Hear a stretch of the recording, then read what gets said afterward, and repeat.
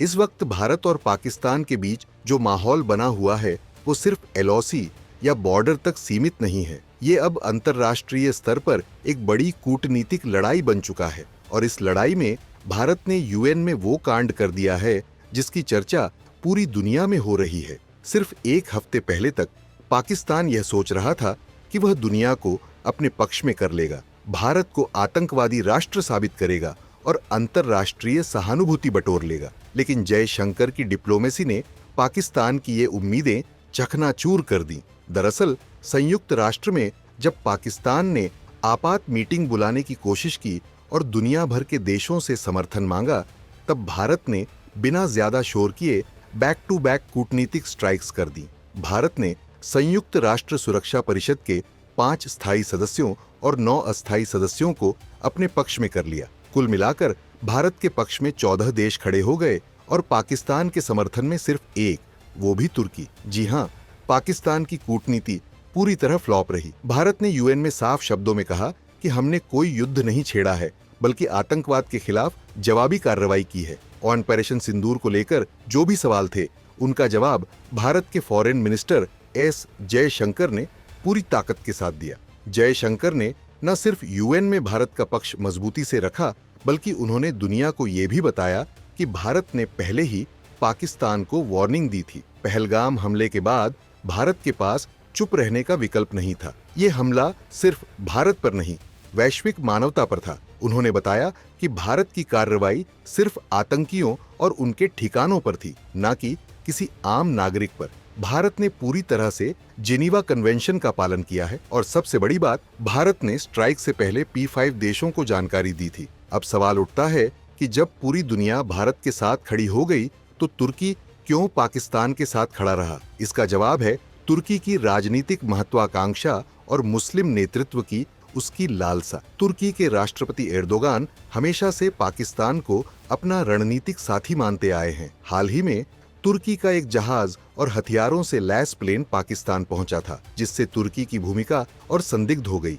लेकिन बाकी सभी इस्लामिक देशों ने भी इस बार पाकिस्तान से दूरी बनाई है। यूएई, सऊदी अरब, बांग्लादेश सभी ने इस बार तटस्थ रुख अपनाया है, क्योंकि अब सब जान चुके हैं कि पाकिस्तान आतंकवाद की फैक्ट्री बन चुका है। अब बात करें चीन और रूस की। चीन ने पहले की तरह पाकिस्तान का खुला समर्थन नहीं किया। उसने सिर्फ इतना कहा कि वह किसी भी तरह के आतंकवाद का समर्थन नहीं करता और दोनों देशों को शांति से मसला सुलझाना चाहिए। यानी चीन भी अब पाकिस्तान के आतंकियों को लेकर दबाव में है। रूस, जो भारत का ऐतिहासिक मित्र रहा है, उसने भी अभी तक कोई भारत विरोधी बयान नहीं दिया।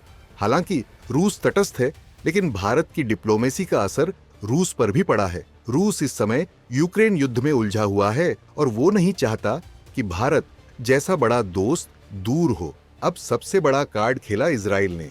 भारत की स्ट्राइक के वीडियो को खुद इजराइल की खुफिया एजेंसी मोसाद से जुड़े पत्रकारों ने शेयर किया। इससे साफ हो गया कि भारत को इंटेलिजेंस सपोर्ट इजराइल से मिला और ये कोई छोटा समर्थन नहीं है। इजराइल के डिफेंस एनालिस्ट्स ने खुले तौर पर भारत की कार्रवाई को सही ठहराया और पाकिस्तान को आतंकवाद का जन्मदाता कहा। भारत की स्ट्राइक के बाद पाकिस्तान को झटका तब और बड़ा लगा जब बलूचिस्तान में बलूचिस्तान लिबरेशन आर्मी ने डबल स्ट्राइक कर दी। 2 अलग अलग जगहों पर पाकिस्तान के आर्मी बेस पर हमला किया गया, जिसमें 14 से ज्यादा पाक सैनिक मारे गए और दर्जनों घायल हुए। बलूचिस्तान की जनता ने भारत की स्ट्राइक पर जश्न मनाया और सोशल मीडिया पर भारत जिंदाबाद ट्रेंड करने लगा। ये सिर्फ पाकिस्तान की हार नहीं, उसकी एकता का बंटवारा था।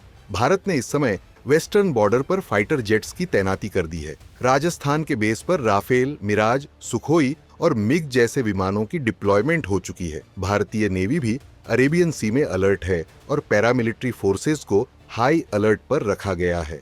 भारत ने पाकिस्तान के PL-15 मिसाइल को रिकवर किया है और पाकिस्तान के JF एक्सेन्यू को गिराया है। ये सारी चीजें बताती हैं कि भारत पूरी तरह युद्ध के लिए तैयार है। खैर, इस पूरे संकट में अगर कोई सबसे बड़ा हीरो बनकर निकला है तो वो हैं विदेश मंत्री एस जयशंकर।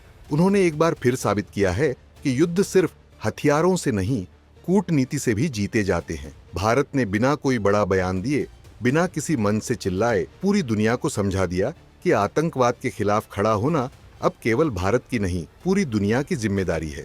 आपको क्या लगता है कि क्या पाकिस्तान भारत पर पलटवार कर पाएगा, या फिर जयशंकर की रणनीति ने पाकिस्तान को चुप करा दिया है? हाँ या ना में कमेंट करके जरूर बताएं।